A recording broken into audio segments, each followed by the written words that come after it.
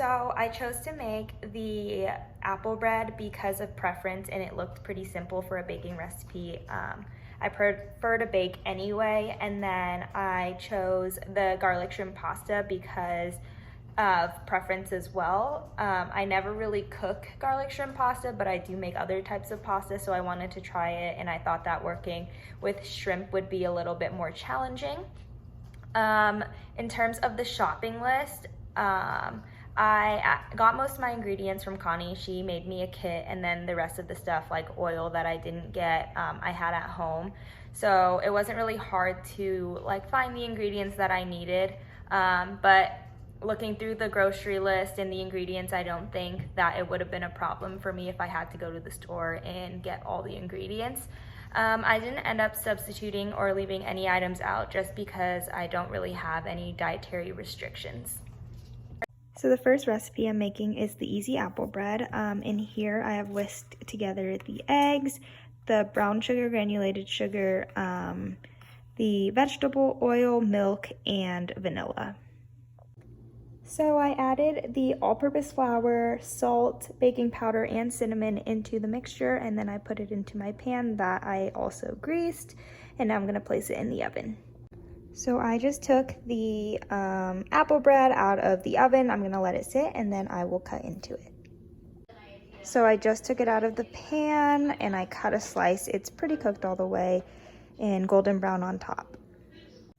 Here I have the pasta strained. I boiled it on the stove, and now I'm going to cook the shrimp. So this is my shrimp. It's been deveined and deshelved. I used a paring knife to do it, and now I'm going to cook it.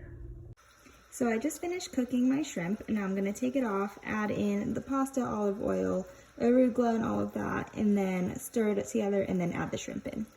So I just finished adding all of the ingredients together, and I'm going to stir it and make sure that all the arugula is cooked through. And here's my garlic shrimp pasta. So here's the finished product. I plated it like Gordon Ramsay on this plate. It's fine. And then here is my apple bread. So overall, I think I did a really good job, and it was really fun. So on a scale of 1 to 5, I would give the apple bread recipe a 1 just because I bake a lot and I didn't find it hard at all. And it took me about 4 minutes, which included the prep time and the baking time. So it took me 10 minutes to prep all the ingredients and like slice or peel the apples, and then also 30 minutes to bake in the oven. And then I gave the garlic shrimp pasta a 2 just because I've never worked with shrimp before, and like learning how to like at first devein and peel the shrimp was kind of hard.